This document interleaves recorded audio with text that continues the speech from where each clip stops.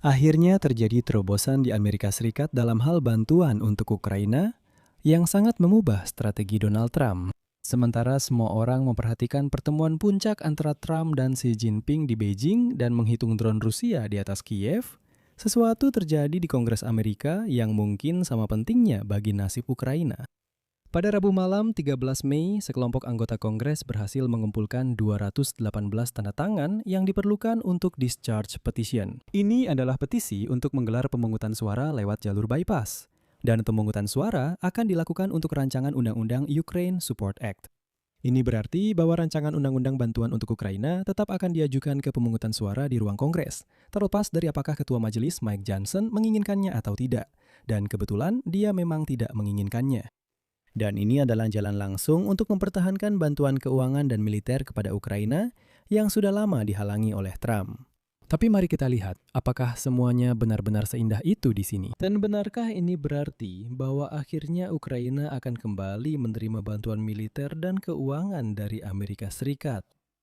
Nama saya Alexei Pici, mari kita bahas topik ini bersama-sama. Tapi sebelum kita mulai, saya minta Anda untuk subscribe ke channel YouTube ini, like video ini, tulis komentar apa saja di bawah video ini, dan juga subscribe ke channel Telegram saya, Peci News.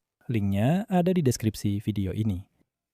Jadi pada hari Rabu, Partai Demokrat di Dewan Perwakilan berhasil mengumpulkan tanda tangan yang diperlukan untuk melewati Ketua DPR Mike Johnson dan memaksa diadakannya pemungutan suara tentang paket sanksi terhadap Rusia dan, yang penting, miliaran dolar bantuan untuk Ukraina. Ini sudah menjadi kasus ke-8 dalam 3 tahun terakhir ketika petisi pembebasan dari pemungutan suara digunakan oleh berbagai kelompok Demokrat dan Republikan untuk melewati kepemimpinan Partai Republik. Dan dalam konteks Ukraina, ini sangat mencolok. Saya akan jelaskan mekanismenya bagi yang tidak mengikuti proses legislatif Amerika, karena ini penting untuk dipahami. Discharge petition adalah alat yang memungkinkan mayoritas anggota Dewan Perwakilan Rakyat untuk menarik rancangan undang-undang apapun dari komite dan membawanya langsung ke pemungutan suara, melewati pimpinan Kongres yang memblokir pemungutan suara tersebut. Karena misalnya Gedung Putih yang memintanya. Dan Mike Johnson memblokir bahkan fakta diadakannya pemungutan suara juga petisi di Dewan Perwakilan Rakyat. Untuk itu dibutuhkan tepat 218 tanda tangan. Itu adalah mayoritas absolut dari 435 kursi di Dewan Perwakilan Rakyat. Dan sekali lagi, ini adalah ke-8 kalinya dalam 3 tahun terakhir petisi seperti ini mencapai jumlah tanda tangan yang diperlukan, yang dengan sendirinya menunjukkan tingkat disfungsi di dalam Kongres. Siapa saja yang menandatangani petisi ini? Semua 215 Demokrat di Dewan Perwakilan Rakyat. Ada 2 Republikan, Don Bacon dari Nebraska dan Brian Fitzpatrick dari Pennsylvania. Keduanya sudah lama menjadi pendukung Ukraina. Dan 1 orang independen, Kevin Kiley dari California. Dia adalah mantan Republikan. Dan justru tanda tangannya yang menjadi tanda tangan ke-218 dan sangat menentukan.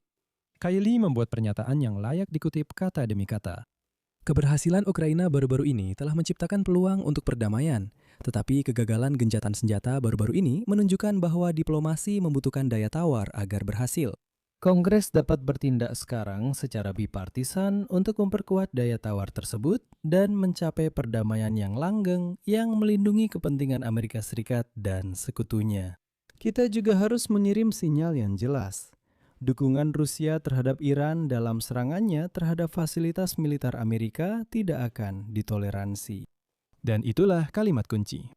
Kiley secara langsung mengatakan mengaitkan bantuan ke Ukraina dengan perang melawan Iran. Kenapa? Karena Rusia memasok komponen drone ke Iran. Itu sudah didokumentasikan. Iran menggunakan teknologi Rusia melawan militer Amerika di wilayah Timur Tengah.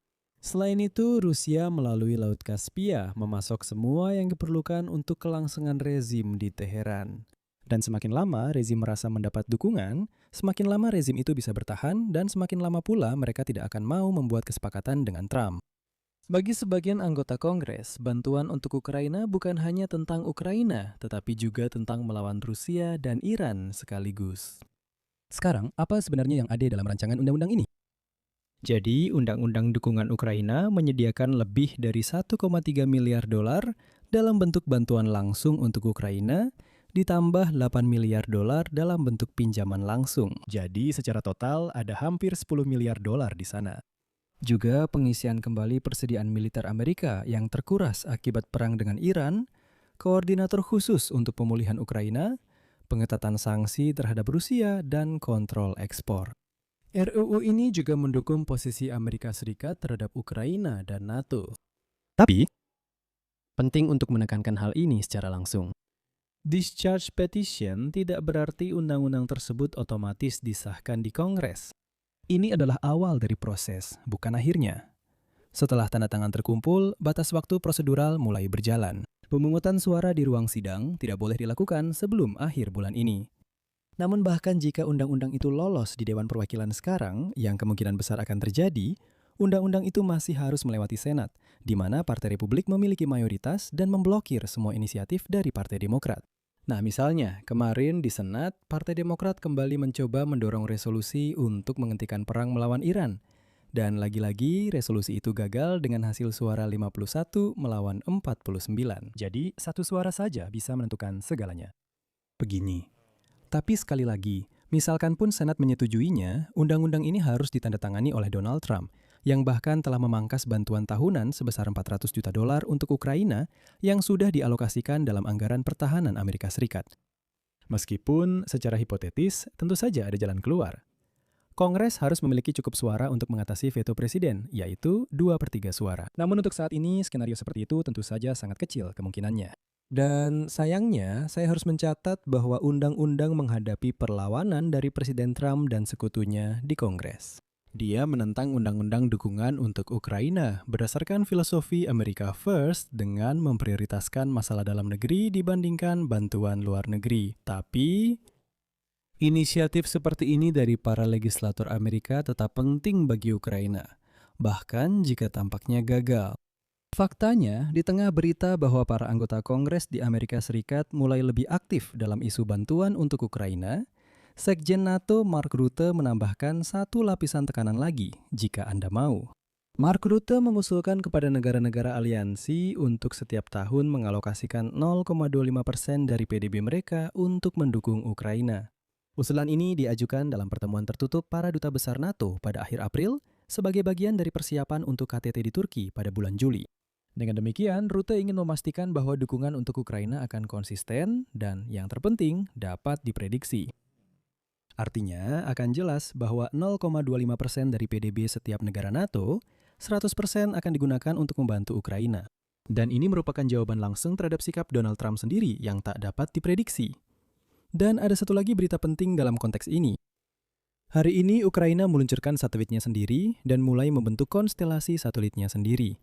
Ini sangat penting untuk intelijen militer, penargetannya akurat, dan komunikasi yang aman. Dan yang terpenting adalah sepenuhnya mandiri dari penyediaan data intelijen Amerika, yang, seperti yang saya ingatkan, sepenuhnya dihentikan oleh Trump tahun lalu. Sebelumnya, Ukraina sangat bergantung pada Starlink milik Elon Musk. Ini sekali lagi adalah orang dari lingkaran terdekat Trump, dan memiliki satelit sendiri adalah langkah menuju kemandirian strategis. Jika semua itu digabungkan, Kongres menekan Trump dari bawah melalui mekanisme discharge petition, NATO menuntut 0,25% PDB dari sekutu, ini adalah tekanan dari atas. Ukraina membangun infrastruktur militer dan teknisnya sendiri. Ini sudah merupakan kemandirian dari keputusan apapun yang diambil Washington. Ini tampaknya adalah 3 arah yang berbeda, tetapi semuanya menuju ke satu tujuan. Menuju kelanjutan dukungan untuk Ukraina, terlepas dari apa yang akan diputuskan oleh Donald Trump. Di sini saya akan berhenti sejenak. Tulis pendapat dan kesimpulan Anda di kolom komentar di bawah episode ini.